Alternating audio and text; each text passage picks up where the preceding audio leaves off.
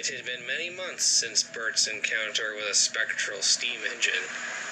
He kept to himself when other engines would arrive at the smelters to drop off or pick up scrap. Arry, however, remained unchanged. Behind the tunnel, Henry. He oozed.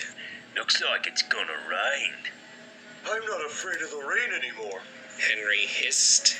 You should be, 'cause rain makes you wet. And if you are wet, you rust. Soon, you'll be so rusty you'll fall apart and join the other kettles here. Henry snorted and puffed away. Bert just looked away. And what's gotten into you? Arry asked as he came up. Where's the Bert who's always had me back and letting those useless steamers know what happens to him? He's still here, Bert grumbled. but maybe it's just not worth it. I mean, I've not seen any new diesels on this line, have you? Hardly an excuse. Those kettles are all going away, making way for us. And they seem to forget that, thinking they'll go on forever, When Fat comes around, it'll be goodbye to them. Arry chuckled before oiling away to do some shunting. The next day, the foreman spoke to them. There's a load of scrap iron on the mainland to be delivered here. But Shatopa says all his engines are busy, so I'll need one of you to collect it. Arry oozed forward. I'll go pick it up, sir. Then the job is yours. If you leave now, you'll make it back in time before closing. Watch and learn, Bert. Arry said. I'll find some modern diesels like us who want to come here and drive those useless kettles to the sidings. As Arry rolled away, Bert sniffed. He had wanted to mention something his driver had read in the newspaper, but he was annoyed with his twin. Maybe this would shut him up. The sun was just setting as Arry rolled over the bridge leading from Sodor to the mainland. The sun shimmered on the water like molten metal in the smelters. Now isn't this a grand sight? He said to himself. Sunset was gone, and the sky was dark by the time Arry rolled into the yard.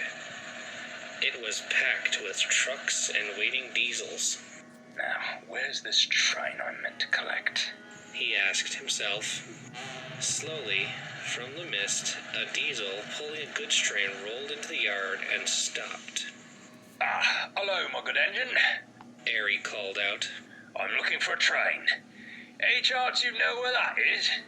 The other diesel growled and looked down at Arry.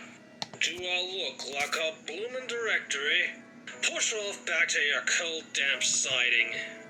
It growled before purring away. Arry was confused. That's no way to speak to a fellow diesel. Let's cut up his exhaust. He didn't have long to wonder as another diesel backed down onto the train, pushing some tankers, adding them on. Arry spoke up again. Hello? I'm looking for a train of scrap heading for Sodor. Where do I find that? The diesel stared at Arry coldly. It stared for so long, it seemed like it was looking through him. Arry felt a shiver run down his cab. Over there, shunter, the diesel said, looking across the yard toward some dark sidings. Thank you, Arry said hastily, and he oiled away. The other diesel watched him go till he was out of sight. Arry moved his way along the dark sidings slowly. It seemed quieter here. He felt himself getting a bit nervous. The yard lights on this end of the yard were out, so he could hardly see. Soon he found the waiting trucks and coupled up. He wanted to go, but the signal rose and he was stuck in the siding. As he looked around, he saw a long line of square shapes on a siding nearby. In the gloom, they looked like vans. But the closer he looked, he saw they were diesel shunters. And not just diesel shunters, but other diesels as well. They hadn't spoken a word as he had come over. "Is it time?" a voice asked. Arry looked up, wondering whose voice had spoken. It wasn't his driver. It had come from his left, from one of the diesels. "No," said another voice. This one was closer. "This is another train." The same voice then said in a lower tone, "It's one of us." "Oh no, another sent to the sidings?" the first voice asked. "No, he's here doing work. How fortunate." So what? Arry grumbled. Of course I'm doing work. Why are you over here resting? This yard is a mess. I had to ask 2 diesels where my train was. "Who said we were resting? We're not resting." Well, you're not being useful if you're just sitting over there. A long pause hung over the air before the second voice spoke again. "That's just it. We are not useful. Not anymore." What does that mean? Diesels like us are always useful.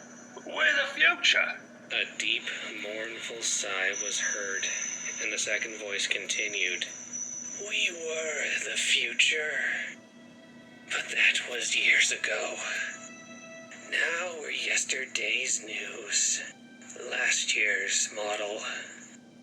Trash." Arry began to get nervous. This diesel wasn't talking like he expected. Diesels were the future, and his class had been the future. Diesel himself was proof enough that diesels were better than steam engines, more useful, more reliable, more revolutionary. What do you mean? We replaced all those useless kettles, so of course we're useful. We're not trash, we're revolutionary. "Steam engines," the first voice said suddenly. "How I wish I was a steam engine." "We all wish that," the second voice said, talking to the first. "But that's not to be." Arry was now very confused. Why would a diesel want to be an inefficient, useless engine? Something weak and ancient. Okay, are you all on some bad fuel? No diesel on Earth would ever want to be a steam engine. They're old, clapped out, smoky, smelly. Timeless. Timeless and precious. Not many left. But diesels? There are so many of us. Why would anyone want to preserve us? My dear engine, you are blind. Blind and stuck in an era that has long since passed. Shunters like us, we're vermin. Nothing timeless or precious about us. If you don't understand that now, you will soon. We used to work here. Now, we await our fates. Suddenly, the yard light flicked on to illuminate the diesels before Arry. They were filthy, caked in grime and rust, with the words "scrap" painted in bold letters on their sides. Arry gasped, staring at them. So many diesels. At least 8 shunters and 2 heavy goods diesels sat on their sidings. Many didn't even look up or acknowledge his presence. The owner of the second voice was looking right at him. His face was filthy and covered in rust streaks. His eyes widened as he read Arry's side. "Sodor! You're from Sodor!" Yes. Arry said slowly. "Take me with you. I'll do any work that's asked of me. Just take me away." "No, take me. I'll work with steam engines." The whole line of diesels woke up. Each began begging to be saved, taken to Sodor with Arry. Arry felt very crowded.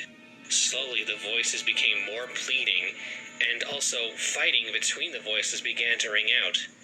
Engines began putting down others. rather horrid names spewing from their mouths, Arry felt helpless, seeing so many engines, diesel engines, at their throats, sniping each other, all for the possibility of survival. Suddenly, the signal dropped, and Arry charged out of the siding, dragging the scrap train behind him as quick as he could. The voices still echoed behind him. They begged for him to come back, to save them, and then, worse, calling him a traitor to his brethren, a traitor to all diesels. Arry didn't look back once, and he didn't stop until he rumbled over the bridge, back onto Sodor. Bert was just fueling up after a long day.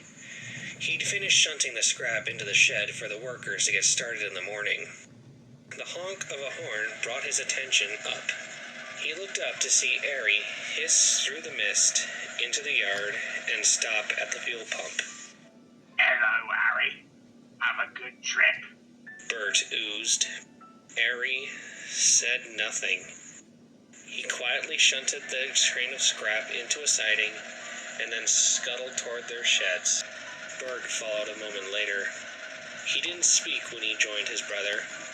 He knew what he'd seen, and that Arry wouldn't be talking about scrapping steam engines for a while. The scrap twins are more tame nowadays. While they still tease the engines, the subject of scrapping them has never come back up. I suspect those two engines have changed for the better. Don't you?